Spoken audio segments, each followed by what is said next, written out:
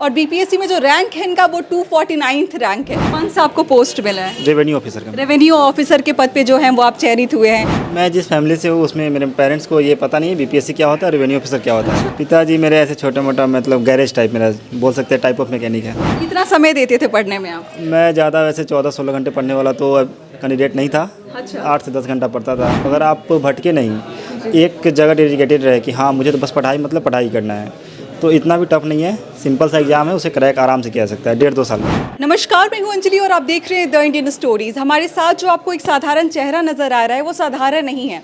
आपको बता दें कि बीपीएससी परीक्षा में इन्होंने बाजी मार ली है। इनका नाम मनोज है और बीपीएससी में जो रैंक है इनका वो 249th रैंक है।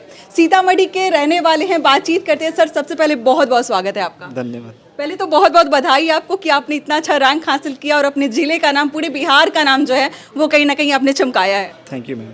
मतलब कब से पढ़ाई कर रहे हैं आप? कब, कितना समय आपने दिया है बीपीएससी की प्रिपरेशन में? मेरा ग्रेजुएशन 2022 में हुआ और उसके बाद से मैंने तैयारी स्टार्ट किया है। 22 में ग्रेजुएशन किया, 24 में ऑफिसर बन गए। हाँ, जून 2022 में मैंने तैयारी स्टार्ट किया था।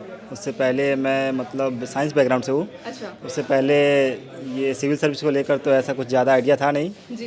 और उसके बाद से जैसे तैयारी किया और फिर अभी 69 बीपीएससी मेरा 249वीं रैंक मैंने प्राप्त किया। कौन सा ये आपका अटेम्प्ट था? सेकंड था? यस, सेकेंड था। मतलब इतने कम समय में अगर कोई डेडिकेशन के साथ पढ़ाई करता है तो पॉसिबल है, संभव है कि वो बाजी मार सकते एग्जाम में? Yes ma'am. पिताजी क्या करते हैं आपके? पिताजी मेरे ऐसे छोटा मोटा मतलब गैरेज टाइप मेरा बोल सकते हैं, टाइप ऑफ मैकेनिक है। मतलब वो गैरेज अपना चलाते हैं।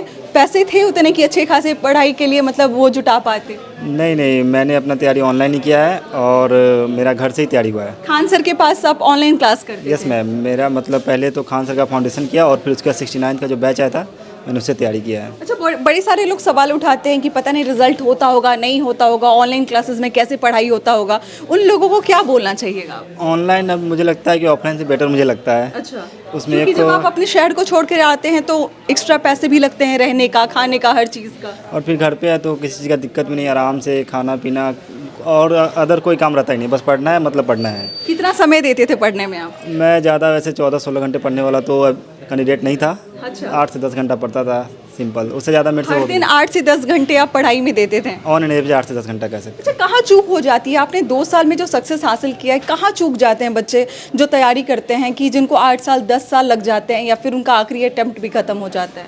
सबसे पहले तो इसके दौरान जो सिलेबस भरा तो पहले तो उसको कवर करें, फिर उसके बाद मॉक वगैरह देते रहे, सेक्शनल मॉक दे, फिर उसके बाद पूरा फुल टेस्ट दे और मतलब उसको मॉक ना एनालाइज भी करते रहे। तो सीतामढ़ी गांव से हैं या शहर की तरफ से हैं आप? मेरा सीतामढ़ी शहर में ही घर है, वहाँ लाइब्रेरी की फैसिलिटी है तो मैंने वहीं से तैयारी किया और मैं लाइब्रेरी ज्वाइन किया था मैंने। कुछ भी कहा जाए तो पटना से कंपेयर किया जाए तो वहाँ पे उतनी ज़्यादा सुविधा नहीं है, आसपास में इतना ज़्यादा माहौल नहीं है। अब पटना में भी नहीं है जहाँ पे एक एजुकेशनल हब माना जाता है, जहाँ स्टूडेंट ही स्टूडेंट दिखाई देते हैं। चैलेंज क्या रहा सबसे ज़्यादा आपके पास? चैलेंज तो पहले तो इन्वायरमेंट का कह सकते हैं कि इन्वायरमेंट तो वहाँ मिलता नहीं है प्रॉपर।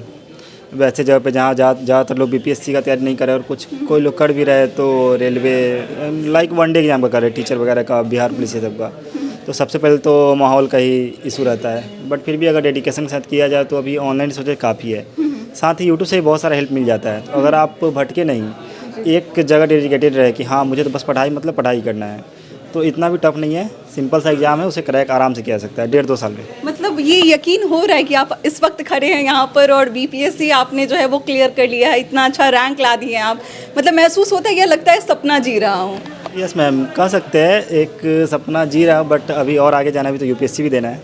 अच्छा, यूपीएससी अभी टारगेट है आपका? Yes, next ma'am. टारगेट जो Yes, है? ma'am. खान सर अपने बगल में आपको बैठाते हैं चेयर लगा के और कहीं ना कहीं बार बार आपको वो बताते हैं, आपको अप्रिशिएट करते हैं कि आपकी मेहनत बहुत सही डायरेक्शन में रही है, आपने जो पढ़ाई किया है। जब शिक्षक इस तरीके से आप पे भरोसा दिखाता है उस वक्त कैसा महसूस होता है?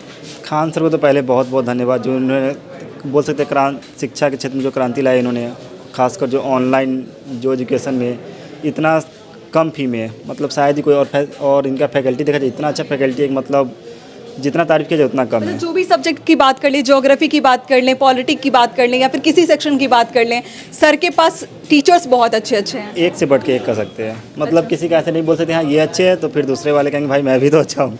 खान सर कहते हम पढ़ाते थे तो आप भूल के दिखाइए, ये क्या ये सही बात है? यस मैम, मेरा जो वैसे मैं तो अभी बताया कि साइंस बैकग्राउंड था मेरा जी। तो मैंने जो अपना फाउंडेशन किया था बेसिक के लिए वो मैंने खान सर के किया, जो 200 में जो बैच लाते हैं ना 200 रुपये मात्र। 200 रुपये जो पढ़ाते मैंने वहीं से पहले अपना बेसिक क्लियर किया था और फिर साइंस से है तो बिल्कुल नॉलेज नहीं होगा कि कहाँ की क्या ज्योग्राफिकल जो है वो स्टेटस है, या फिर कैसे वहाँ पे हिस्टोरिकल क्या क्या बैकग्राउंड है, चाणक्य कौन थे, अशोका कौन थे, कोई आइडिया नहीं होगा आई थिंक, क्योंकि उसमें आप केमिस्ट्री फिजिक्स में उलझे हुए रहते होंगे। मेरा केमिस्ट्री ऑनर्स था और साइंस बैकग्राउंड होने के नाते अगर कहीं डिबेट भी होता था ना मॉडर्न हिस्ट्री रिलेटेड, जी। गांधी जी के इशू पे, भगत सिंह के इशू पे, तो मैं बोल नहीं पाता था, मुझे इतना भी नॉलेज नहीं था। बट जैसे जैसे खान सर फिर बेसिक किया और फिर मैंने जब फाउंडेशन किया तब मुझे लगा कि हाँ अब मतलब सही है और मेरा बेसिक क्लियर हो चुका है। उसके बाद मैंने बीपीएससी का जो बैच आया था उससे तैयारी किया और लगभग 1.5 साल के अंदर मुझे मेरा मेंस मतलब क्लियर हुआ। इंस्पिरेशन कौन है आपके? कोई तो होगा जिसको देख के लगता हो कि नहीं ये इंसान को देख के मुझे मोटिवेशन मिलता है। इंस्पिरेशन तो वैसे ओवरऑल देखा जाए तो मुझे ऐसे एजुकेशन के फील्ड में खान सर ही है, जो कि इतने मतलब कि जो आदमी मतलब किसी दूसरे के लिए इतना कुछ कर रहा है, फर्स्ट ऑफ ऑल तो वो है।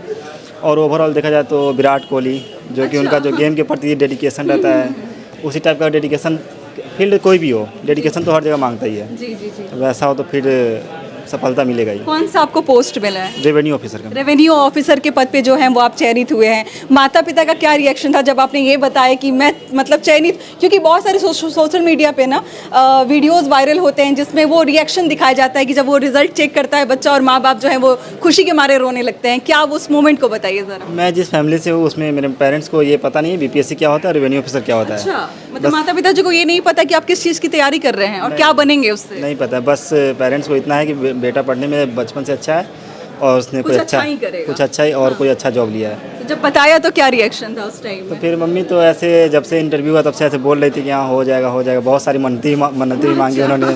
जी तो मतलब उनको तो एक विश्वास था कि हाँ इसका हो जाएगा। जी। तो उसके बाद जो रिएक्शन था फिर उसके बाद पूरा कॉल वॉल आना, फिर पूरे घर में ऐसे खुशी का कि हाँ चलो अब कोई है जो फैमिली को आगे बढ़ाएगा। जी, मतलब अब से जनरेशन जो है वो चेंज हो जाएगा, लोगों में थोड़ा इंस्पिरेशन ये बढ़ेगा कि आपने कर लिया तो वो भी कर सकते हैं। कहीं ना कहीं सीतामढ़ी के तमाम युवा आपसे सीखेंगे, जो तमाम लोग देख रहे हैं जो कहीं ना कहीं उनका मनोबल डाउन हो जाता है, उनको आपकी तरफ से क्या संदेश होगा? संदेश यही है कि बस नॉर्मल रखे चीज़ों को और आराम से 8 से 10 घंटे पढ़ते रहे।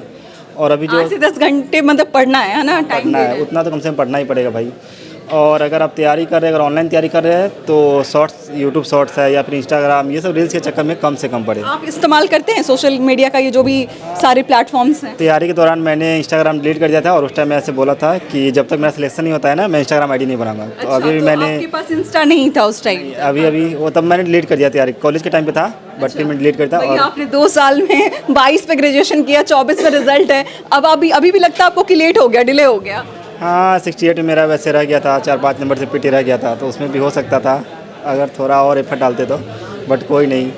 आप इंस्पिरेशन है कि अगर डेडिकेशन के साथ किसी भी छोटे से लेकर बड़ी जगह पे तैयारी की जाए तो कोई काम छोटा बड़ा नहीं होता। यूपीएससी और बीपीएससी बहुत छोटी बात हो जाती है वहाँ पर। तो तमाम लोग जो देख रहे होंगे ढेर सारा इनको प्यार भेजिएगा, आशीर्वाद भेजिएगा जो भी बड़े हैं, क्योंकि मुझे लगता है इनको सुनने के बाद जितनी सिंप्लिसिटी से ये अपनी कहानी को बता रहे हैं आपको बहुत कुछ सीखने को मिला होगा। बाकी मिलते हैं अगले वीडियो में एक नई कहानी और नई जानकारी के साथ। बहुत बहुत शुक्रिया।